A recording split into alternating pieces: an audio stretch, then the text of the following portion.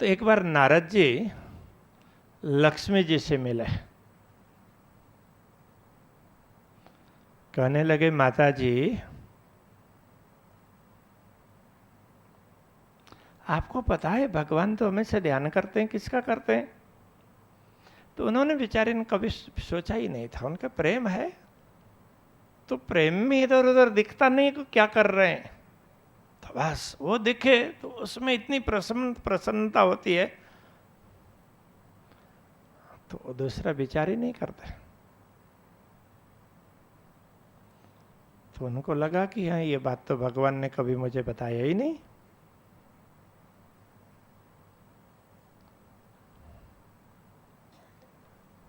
तो नारद जी तो बोलकर चले गए।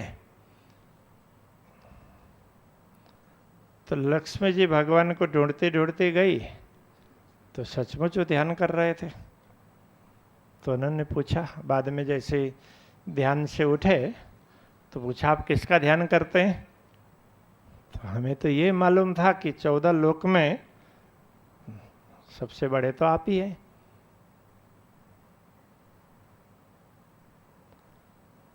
तो अब विष्णु क्या कहे? तो कहने लगे, लक्ष्मी मैं शब्दों के द्वारा बता नहीं सकता। तो उस समय ना लक्ष्मी जी जरा उनके मन में दुविधा हो गई थी। जब मन में दुविधा होती है तो कई बातों को समझ नहीं पाते। तो उनको ये लग रहा था कि भगवान मेरे से कुछ छिपाते हैं। तो अब देखिए, घरों में भी पति पत्नियों में जब इस तरह की बात होती है तो कोई अच्छा बोल रहा होगा ना तो उसकी सुनाई नहीं होगी, सही बोल रहा होगा तो भी सुनाई नहीं होगी, क्योंकि हम पहले से ही मान्यता बांध करके बैठे होते हैं। तो भगवान विष्णु क्या कह रहे हैं, लक्ष्मी जी के पल्ले पड़ती ही नहीं है। वो तो यही कहती है कि आप छिपाते हैं, तो मुझे सब बात नहीं बताते।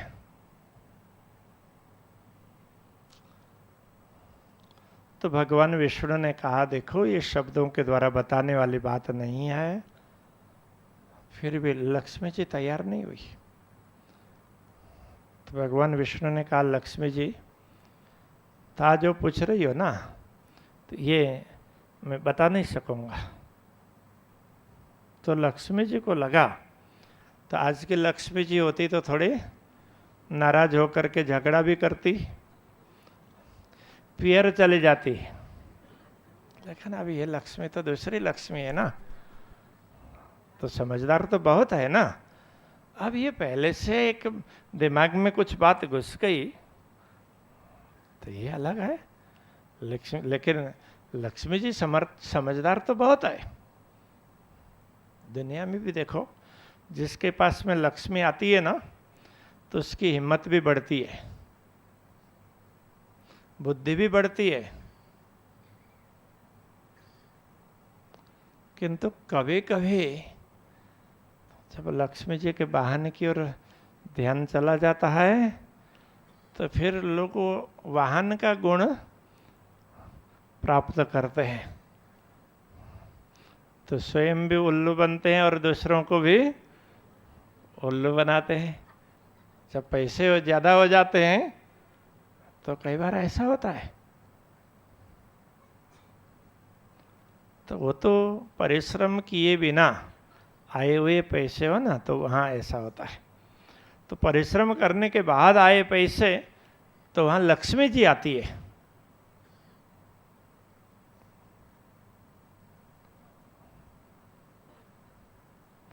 तो वहाँ अनर्थ नहीं होता है, बहुत कम होगा।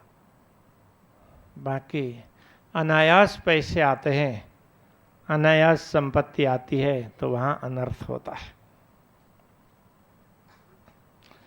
तो लक्ष्मी जी नाराज तो हो गई। उन्होंने अपने नाराजगी कैसे बताई, कैसे व्यक्त की?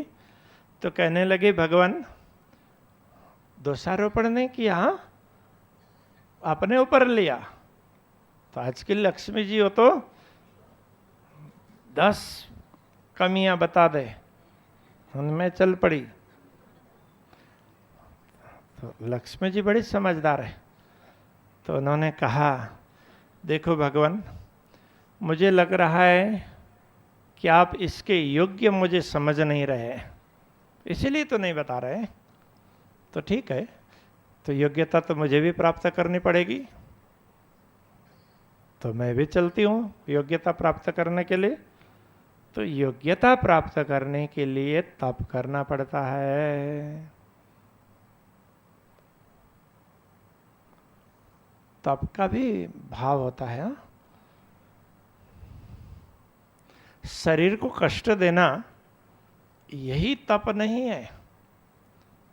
तप का यथार्थ तो यह है कि कष्ट दे करके हो या किसी भी प्रकार से जीवन में आने वाली प्रतिकूल परिस्थितियों को अनुकूल बनाने की क्षमता प्राप्त करना, ये तप है।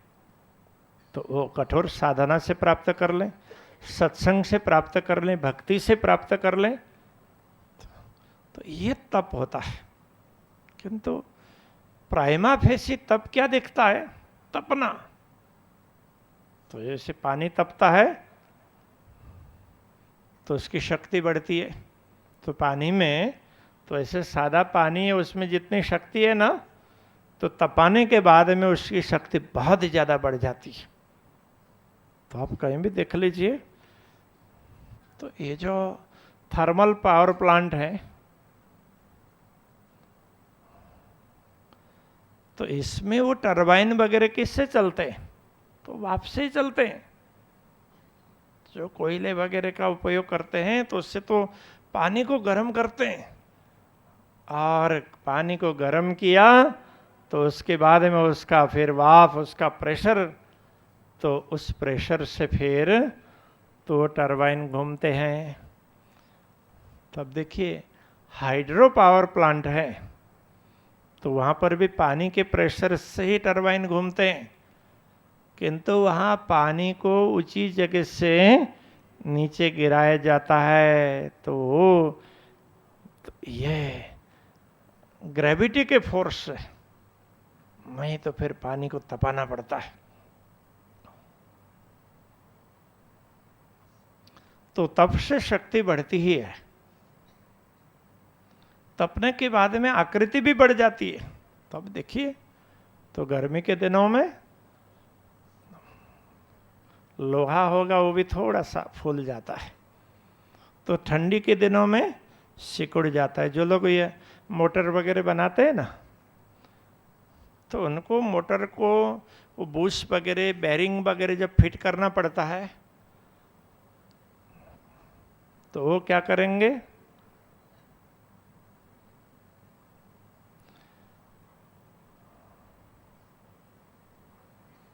तो उस समय तो उसको गरम करके फिर उसमें फिट करते हैं, तो फुल करके अंदर एकदम फिट हो जाता है। फिर तो वैसे उसको पहले तो गरम नहीं कर, उसको ठंडा करते हैं, सिकुड़ता है, फिर उसको फिट करते हैं। तो उसके बाद में हमेशा तो गरम होने रहने वाला है ना, तो ऐसे ही एकदम फिट बैठाते हैं। तो मेटल में भी सर्दी और गर्मी का फर्क होता है, तो तप का फर्क तो पड़ता ही है। तो इसलिए लोगों ने सोचा कि तप का अर्थ तो तपना ही है, कष्ट सहन करना। तो लक्ष्मी जी ने भी सोचा कि चलो मैं भी जाकर के तप करूं, तो वो भी पृथ्वी में आई। तो पृथ्वी में भी जम्बू द्वीप में, तो जम्बू द्वीप ही ऐसा है, तो यहाँ पर जो भी कमाते हैं ना, तो उसका उपयोग 14 लोक में होता है। 14 लोक कमायूं खायूं आहिनु। तो 14 लोक में जो भी खाते हैं तो वो यहीं का कमाया हुआ खाते हैं। तो लक्ष्मी जी को भी अब कमाना है, तो वैकुंठ में तप नहीं होगा, तो स्वर्ग में तप नहीं होगा, तो वो मृत्युलोक में आती है, तो उसमें भी जम्बूद्वीप में, जम्बूद्वीप के अलग अलग खंड हैं, उनमें से एक खंड केतुमाल, तो वहाँ आकर वो तप करती है। तो भरत खंड में करने लग जाए तो वहाँ तो मनुष्य बहुत ज़्यादा है, तो लक्ष्मी जी आई पता चलने लग जाए तो कोई तप करने नहीं देगा। हाँ, सब पधरावनी करने घर में ले जाएंगे। हाँ, कोई तप करने नहीं देगा। तो इसलिए लक्ष्मी जी ने ये खंड नहीं चुना, तो उन्होंने केतुमाल खंड चुना।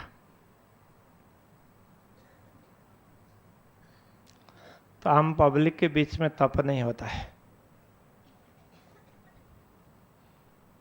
धीरू भाई, તમારે બાજુમાં લક્ષ્મીજી આવી જાય તમે એમને ભજન ભક્તિ કરવા આપવાના નહીં આપો ને, તો પહેલાં ઘરે પછી કારખાને, હા, અલગ અલગ ઓફિસોમાં બધી જગ્યાએ પધરાવણી કરવા લઈ જાય. હા હા હા, સાઈડ ઉપર લઈ જાય.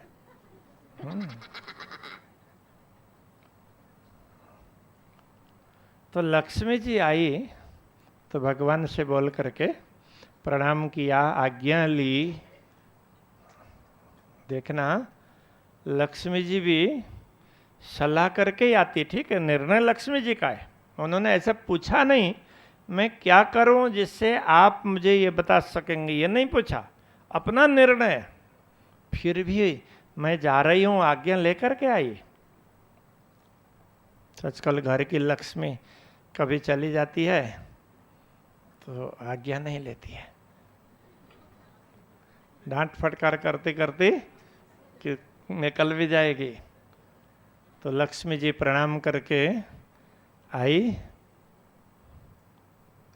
तो उनको ये लग रहा था भगवान रोकेंगे, तो भगवान ने भी नहीं रोका, क्योंकि वो समझ ही नहीं रही थी भगवान क्या कहना चाह रहे हैं। तो उसकी पहले से दिमाग में, तो नारद जी ने बात की ना, तो दिमाग में वो सवार हो गई, भगवान मेरे से अंतर रखते हैं।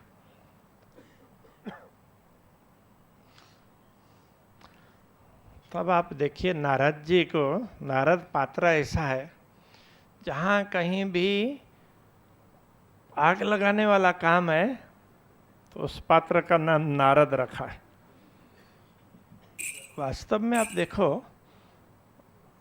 नारद जी की ये तो बदनामी है।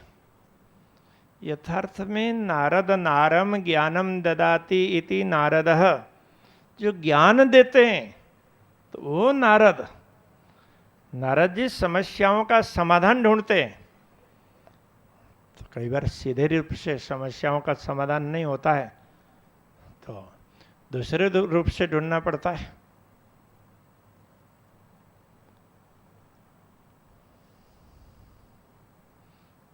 तब नारद जी ने कौन सी समस्या का समाधान ढूंढा, ये तो कई प्रसंगों को लेकर के, और फिर उसका कारण क्या था, ये सारा ढूंढेंगे तब जाकर के पता चलेगा। तो यहां भी नारद जी कौन सी समस्या का समाधान ढूंढ रहे हैं, पूर्ण ब्रह्म परमात्मा को जानना चाहिए, तो ये बात समझा रहे हैं।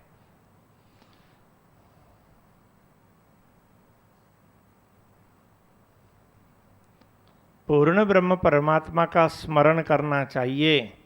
अब ये भगवान विष्णु ध्यान तो करते हैं लेकिन नहीं बताएंगे तो पता कैसे चलेगा। तो वहां पर नारद जी ने जाकर के जरा सा स्पार्किंग कर दिया, बस।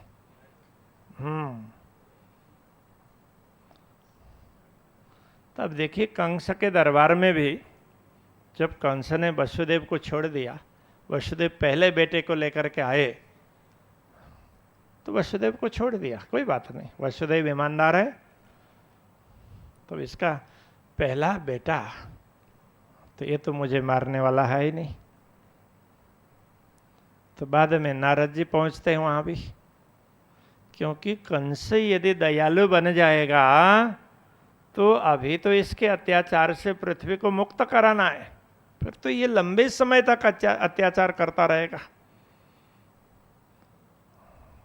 तो यहां पर तो नारद जी वहां पहुंच जाते हैं और उसको फिर चक्कर में डाल देते हैं। तो कुछ लोगों ने कहा कि उन्होंने 8 नींबू बनाए मंगाए और ऐसे गोल रख दिया राउंड उस वृत्ताकार में। तो बोला ये कौन सा पहला है और कौन सा 8वां है? तो कंस चकरा गया। तो उसने अत्याचार बढ़ाया, वसुदेव के पुत्र को बुलाया और मरवाया। तो अब नारद जी का काम किसी को मरवाना नहीं था, वो तो कंस को ही मरवाना चाह रहे थे। किंतु कुछ शरारत न बढ़ाएं तो वो तुरंत मरने वाला नहीं था, तो उसकी वो भूमिका बांध रहे थे। तो ऐसे कई प्रसंग हैं, तो वहां ऐसे में पात्र नारद जी को ही बना देते हैं। तो इस प्रकार का काम वो छोटा मोटा व्यक्ति कर नहीं सकता, हिम्मत वाला साहस वाला करता है, जिसको अपनी इज्जत से लोक कल्याण बढ़ा है। बहुत लोग होते हैं कि मैं ऐसा क्यों बोलूं तो मेरी इज्जत चली जाएगी। अरे भाई, लोक कल्याण का काम हो रहा है तो वहां अपने व्यक्तिगत इज्जत को मत छोड़ो, हाँ व्यक्तिगत इज्जत को मत देखो, तो उसको छोड़ दो। तो ये नारद है, तो वहां ज्ञान दिखता है। तो अब आपको ख्याल आ गया होगा, नारम ज्ञानम ददाति इति नारद, नारम ददाति इति नारद। तो नार का अर्थ है ज्ञान है, नार का अर्थ जल भी होता है, तो यहां ज्ञान अर्थ है। तो लक्ष्मी जी केतुमाल खंड में जाकर के तपस्या करती है। कहते हैं 7 कल्प तक तपस्या की। तो आपने पहले सुना कल्प किसको बोलते हैं? तो ब्रह्मा जी का एक दिन होता है उसको कल्प बोलते हैं। तो इतने में मृत्यु लोक में तो कितने होते हैं?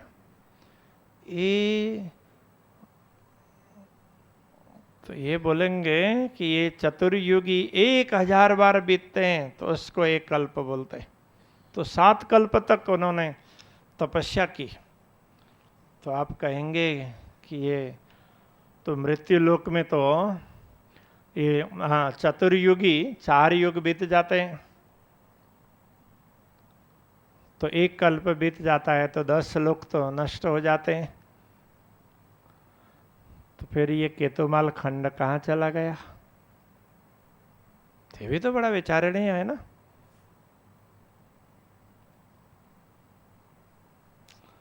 जब लक्ष्मी जी को तपस्या करनी होती है ना, तो उनके लिए फिर स्पेशल व्यवस्था करते हैं ना। तो भले ना तपस्या के लिए भेजा हो तो ये चिल्ला चालू केतुमाल नहीं, तो उसकी विशेष व्यवस्था की। वो केतुमाल खंड ही है, लेकिन विशेष व्यवस्था की कि जो इन कल्पों में नष्ट होने वाला नहीं था।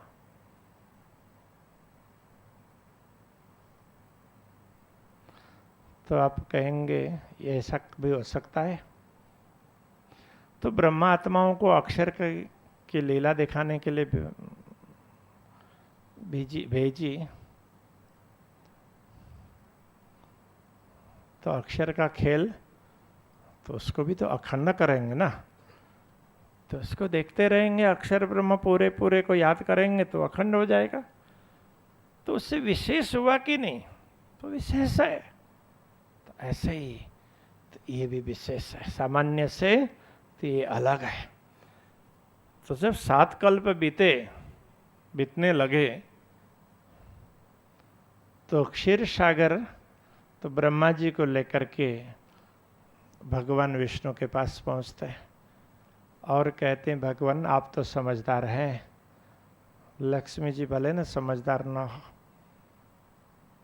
तो भगवान कहते हैं इसमें मेरा तो कोई दोष है नहीं, उनका निर्णय है, वो अपने आप चली गई, बस मैंने रोका नहीं। मैं रोकता तो भी ये रुकने वाली नहीं थी। तब समझदार को तो समझदारी से काम लेना पड़ेगा ना। तो कहने लगे कभी भी तो आप कृपा तो कर ही सकते हैं। तो भगवान विष्णु कहने लगे कि आप बोलिए क्या करना है, मैं तैयार हूं। तो चलो अपने चलते, लक्ष्मी जी को बुला लाते। तो सब चले गए, तीनों के तीनों।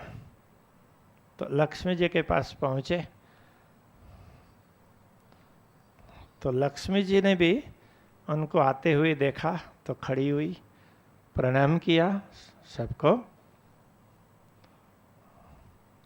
तो भगवान विष्णु कहते हैं लक्ष्मी जी तो चलो, अब आप कितने देर तक यहाँ तपस्या करते रहोगी?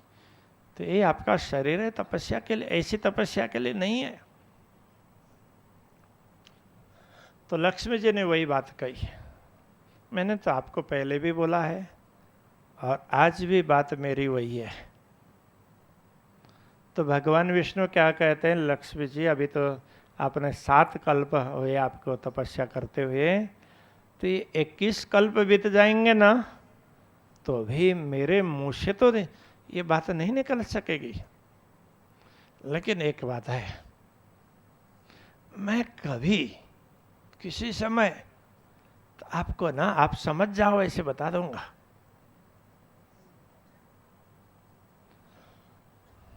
तो ब्रह्मा जी कहने लगे अरे लक्ष्मी जी बस, तो भगवान ने कृपा तो कर दी, बता देंगे आपको, तो आपको तो पता चलना चाहिए ना।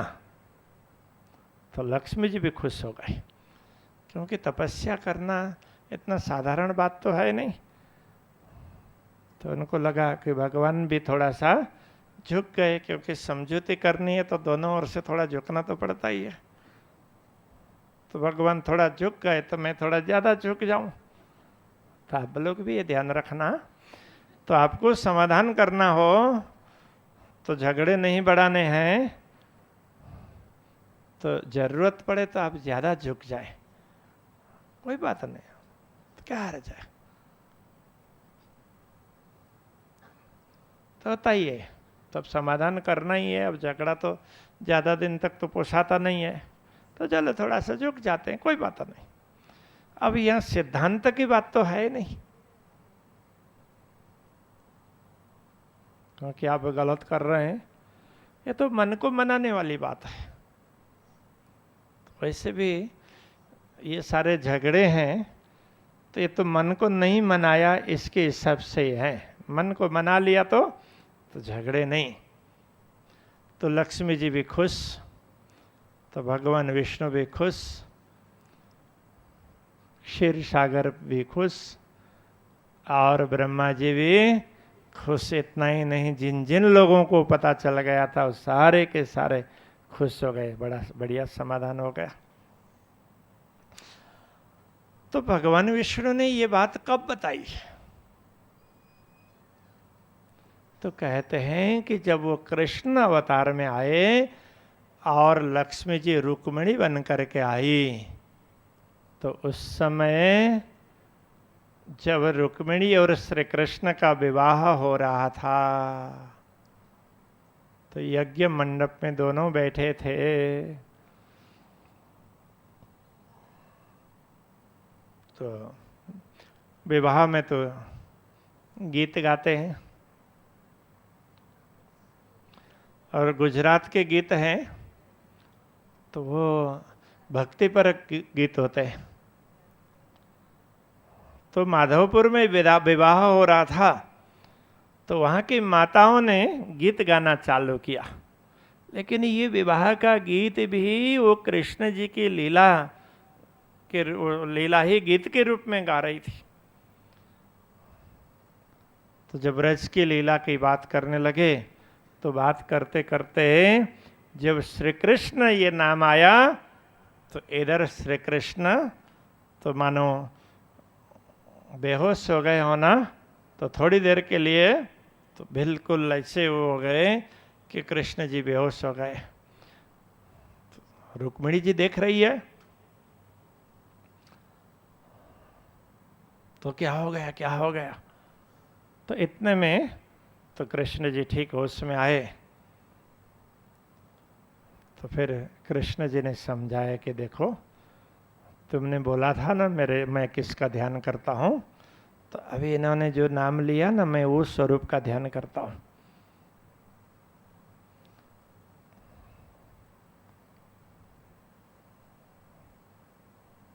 तो भगवान विष्णु किसका ध्यान करते हैं? तो श्री कृष्ण जी का। भाई इनके अवतार का नाम भी तो कृष्ण है। तो पहले भी बात हुई थी श्री कृष्ण त्रिधाले कला के संदर्भ में। तो भगवान विष्णु भी जब वैकुंठ से पूर्ण रूप में मृत्युलोक में आते हैं, तो इस पूर्णता के कारण इस अवतार का नाम भी श्री कृष्ण रखा गया, क्योंकि पूर्णता का नाम ही कृष्ण है। गोलोकीनाथ तो वो अक्षरात्गित की ओर से ब्रह्मा विष्णु महेश, अलग अलग ब्रह्मांडों के ब्रह्मा विष्णु महेश की जहाँ जरूरत पड़ी तो उनकी समस्याओं का समाधान कर देते हैं। तो इसलिए अक्षर ब्रह्म के अंश को भी श्री कृष्ण कहा, क्योंकि वो भी पूर्णता का काम करते हैं। तो उनके व्यवहार में कभी कठिनाई आई, अधुरास आया, तो उसको दूर कर देंगे। तो जहाँ भी पूर्णता का काम होता है तो वहाँ कृष्ण नाम से होता है। श्री प्राणनाथ जी ने इस प्रसंग का उल्लेख किया तो कहने लगे, लोगों को तो ये लगता है कि भगवान विष्णु असुरों को मारने के लिए आए हैं, वो तो वहाँ बैठे बैठे भी मार सकते हैं, अपने छोटे से अंश को लेकर के भी मार सकते हैं, तो उनको पूरे रूप से यहाँ आकर के मारने की जरूरत नहीं थी। तीन असुरों को मारना उनके लिए बहुत बड़ी बात नहीं थी। तो कंस को तो मार नहीं सकते थे, तो उसके लिए तो वर्षी शक्ति आनी थी। तो बाकी लोगों को मारने के लिए कभी उनको पूर्ण रूप से आने की जरूरत पड़ी नहीं। तो यहाँ लक्ष्मी जी को ये समझाना था, मुख्य उद्देश्य तो ये समझाना था। तो पूर्ण रूप से ये प्रकट होते हैं तो इसका कारण यह है कि पूर्ण ब्रह्म परमात्मा को समझाना है। तो किनका ध्यान करते हैं? तो पूर्ण ब्रह्म परमात्मा का ही ध्यान करते हैं, तो उनकी लीलाओं का ध्यान करते हैं। तो ब्रज की लीला किसने की? पूर्ण ब्रह्म परमात्मा ने। तो ब्रज की लीला पूर्ण ब्रह्म की है, रास की लीला पूर्ण ब्रह्म की है।